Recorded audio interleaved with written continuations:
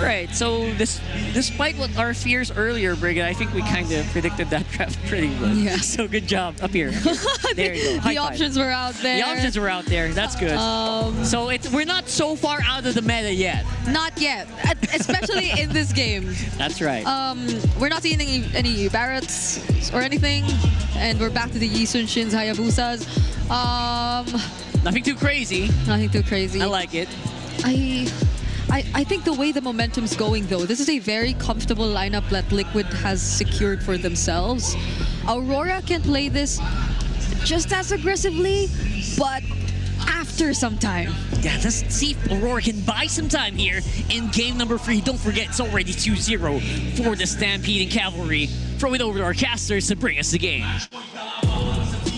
Right now, this is about the most looking Season 16 draft we've seen on both sides. We're back to those YSS Hayabusa matchup. We've got marquee picks on both sides, but is this going to be enough for Rora to finally get a point in the series? It's a best of 7 right now, facing 0-2 against Team Liquid Philippines. Yeah, so when I first saw the 3 picks, blue side of Rora, I liked it. You cannot go wrong with those first 3 picks, no matter what you slot in for blue 4 and blue 5. Then you see the Selena. I am partial to the thought that this is very coin flippy if you're playing around a Selena like this, especially when you see the Gatotkacha and the Farsa on the other side, the fact that you're playing up against a Lapu-Lapu, but then it was paired up with an Alice. So Rora are now going to be playing a lot of dive, playing around that Granger and the YSS, but then you're up against a Hayabusa on the other side that now very coin flippy to see which team's actually going to take this. What I'm looking for is Rora's box control. Wolf has been speaking ad nauseum about boxes, and in game 1 and 2, that's been one of their major problems. Given we haven't really talked about it during the game, I'm pretty sure it was alluded to by our esteemed panel, Rockhart and Brigida, but that's what I'm looking for. They have a Hylos that should help, and I think that's key to them recovering. Again, fixing that 2-0 problem. The only box I feel like really that we've talked about was when the Eve was picked up, and now a couple times, you know, it's either been picked up or it's been banned at this point. But, you know, when you look at Aurora and their chance to set up a box, it's kind of weird the way it's going to work, because anytime we see the Alice drafted in, we know that that's a big component to kind of zoning out the opposing team, and that's going to happen to Tlph. Oh, whoa. Oheb and Dominkite, by the way, going through this. Sanford will have to burn the flicker, so he doesn't have that. But Carl TZ joins too. Turtle's up though, so they're going to go and start this up. Wow. JP holding down the front. He gets Dominkite really low here. Yi Shin, Mountain Shocker. They're going to try to pull a Hail Mary here. Sanky with the feathered airstrike, zoning out Rora. JP very low, survives via the Revitalize. Gets got first blood on by Edward. Oh, Edward, he goes down. Shadow kill going to be used. Carl picks up 1. It's all Liquid, man. Wow, I feel bad for Dominkite. That's like 3 games now where JP's just been man-marking him. JP fell, yes, and that was a great entry with the Gleam and the Throne of Ruin by Edward. But in the end, Liquid held on. JP got back in time to pop up the Revitalize and help Liquid stay strong up against the entry of the Alice. Sanji. Like from Sanji, forcing a flicker from you. Ooh. There's a reason why he keeps picking this up. Yeah. And okay, Dominkite has to burn the flicker too. A whole lot of resources being used up on some of these small little fights happening across the map. 2 ults for a flicker. 2 minutes versus what, 30 to 40 seconds. Alongside JP, Sanji's been on point this whole series as well. Looking at the items, slight, no clear obvious lead, maybe between the 2 junglers. Getting a little bit bigger now, but we still are in the earlier portions of the game. If JP and Sanji can link up again one more time to set things up for Carl TZ, Turtle 2 should be good for them, while Rora, now I like their rotation. They're going for the Doming double, sending him to the mid lane. They have 3 bodies on him to help him out, get a little bit more farm. And now I like this acceptance by Rora that they really have to start speeding up the farm for their Granger. Yeah, I talk a lot too about Dominkite and how impressive he's been throughout Season 16 in general, but I feel like he's going to have to be the one to step up too, and then a lot of these objectives in the early game and then even later on in the Lords. Oh my God. He has to get the retributions off. He has to be able to get the secure in, but again, that's easier said than done, especially when you're zoned out by Tlph, who has solidified that strategy of fighting around that box, fighting around that zone. And who are they going to go for? Sanford, who's confident enough to 1v2? Answers back after receiving a face full of Mount Chakra to the face. No ult for Demon Kite, so Liquid have all the incentive in the world to just sandbag into this turtle. That's 2 for 2 now for the Cavalry. Yep, there's a jump. They go in and they're able to lock down. Force taking down Demon Kite. He thought he was safe for the orange, but it was just but a bait. Glorious pathway by Light to get on out of there, and Liquid have successfully 40? invaded. Lights down! 40 gets him! The Apex Predator strikes again with a flicker! Bravest fighter, Carl freaking Teasy! This is the stampede that we've seen time and time again from Team Liquid. Liquid, no. Liquid, feel it. You've seen the intensity that they've shown. Every winning moment that they have, because I think they just know that they are way over in Rora's heads. Rora, they don't look like Rora. They're not playing their game. Not even the same game they played 2 days ago. This is a different team. Liquid have put the fear of God into them. Yeah. What happened? Like, how did they, like, again, is it just the gauntlet, the endurance test that Team Liquid Philippines has played from the play-ins from day 2, 3, 4, all the way to now? Yeah, they have the hotter hand. It seems like it's a learning experience again. One of the branding that we have for Team Liquid for this playoffs is the revenge tour, winning against teams that they couldn't get a win over in series throughout Season 16. And this would, Demon Kite, not again. Sanji coming in, feathered airstrike, AOG, Demon Kite will not survive as JP serves up a kill to Sanji. Call Teasy, want to take down Light, and he does! Roast Centaur, anybody? 2 free kills for Cavalry. This is the Golden Stampede. They know. They've outwardly said they don't want to think about winning M7. They don't want to think about that just yet because there seems to be a curse. But it looks like they are hell-bent and holding on to that.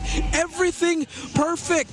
JP helping serve up that kill to Sanji. The prediction of Sanji to put down the feathered airstrike to the path of where Demon Kite was going out instead of trying to go for Demon Kite correctly. And the timing of Carl Teasy to conserve the shadow out at the very last second. There's just something about it. Third turtle's up. Sanford's going to jump in. He's zoning them out. Carl gets the turtle. 3 for 3. Feathered airstrike has already wreaked havoc. And the shadow kill go into the back. Light falls. No front line for Aurora. No one goes down except for Light. Could have been way worse for Rora, but now that's 3 for 3 for the objectives for Carl Teasy. The MVP of the season, the homecoming boy. Oh, Demon Kite, taking a flicker out too. Demon Kite trying to get some space. Again, fighting between the turrets here. Yeah, and that's what I was saying. When you decide to pick up the Selena as the last pick, yes, again, one of the counters to fast, aggressive rotations to get a read in. But then it's so dependent on landing that Abyssal Arrow that becomes a big coin flip of whether or not you can actually win fights. But the coin hasn't been landing in favor of Rora. The Abyssal Arrows have not been impactful enough. Carl? Oh my God. Forced out the flick. Magic damage. Oh, the dash. Physical damage. Yep. What do you do as Aurora, especially since your economy has already been under attack? One might argue that these traps and these arrows could be for zoning. But what is the follow-through? Like, by throwing out a trap, by leaving one in the random bush, does that open up farm for Demon Kite? Does that allow Demon Kite to do his thing? They force out a wings by wings from Sanji. A glorious pathway from Light, but they're really buying time, Carl. Shadow kill plus an AOG. In comes JP, forcing a revitalize from Light. Rora's jungle is in shambles right now. The mid. Oh, they jump in under the turret too. Carl teases around the orange. He's gonna go. Demon Kite could be in trouble. Shadow kill! Already used. Down goes Demon Kite. Light gonna be up next. Oheb on a killing spree. Liquid. Match point is within fingers reach. It's all falling apart for Rora, all the way from the beginning and all the way up to now. Liquid are relentless. And Rora are helpless. They can't find anything. There's always something Liquid's throwing at them. Throw an arrow. That looks so desperate, bro. And JP just accepts it with a smile on his face. Again, if you're Rora here, you're sitting here thinking, how do we even get a win in our favor when everyone on the team can't even get close enough. They've always been just reacting to what Team Liquid Philippines has been thrown at them. That's the difficult part, and that's been the story from game 1 to now game 3. I have to take the moment to show my appreciation for Coach RC and Coach Tic Tac, what they have done to Liquid. I wonder if one day we could be privy to the preparation, that the strategies that they had heading into this, because this is just perfect. They are decimating Rora. Sanford's going to jump in. He wants to go for Edward. He will get the flicker out. An AOG used. JP. This is all just to buy time. Carl was just working on the Lord. This is free for Liquid. Everything has been free this game for Liquid. Again, just able to capitalize on this, make it all work, get to the point, and now they're just in the base here. Better airstrike. Light right in the middle of all of it. Oheb pops him. Zaman still standing.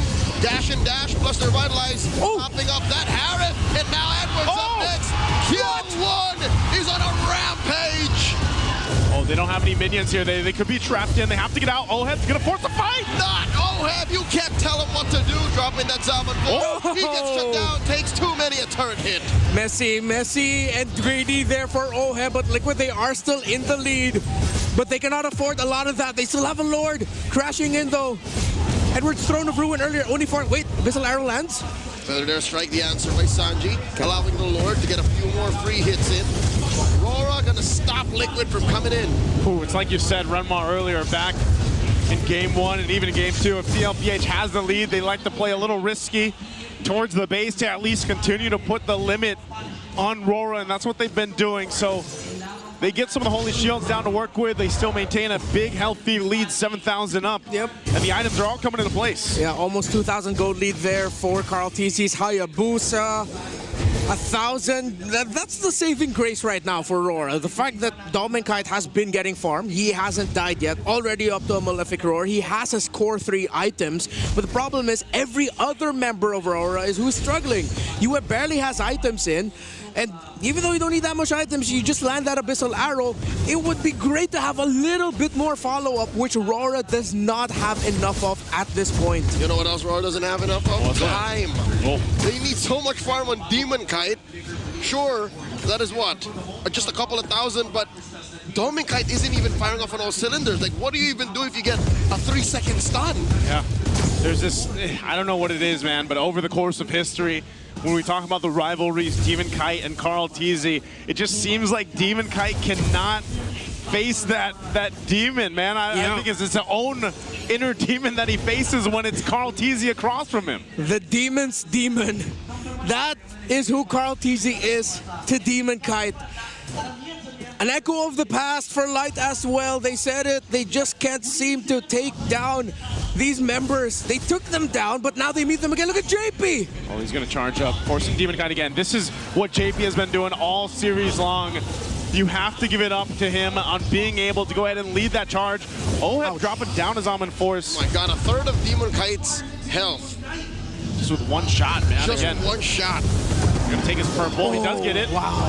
Demon Kite secures that, but is this what you want to do? Because again, the Lord is coming up here now. You don't have that much space to work with. Real quick, this is the Infinix GT30 Pro. You can experience victory for every Modlon gamer right now. We get a look at JP. As I was saying, this man has been doing work. Yeah.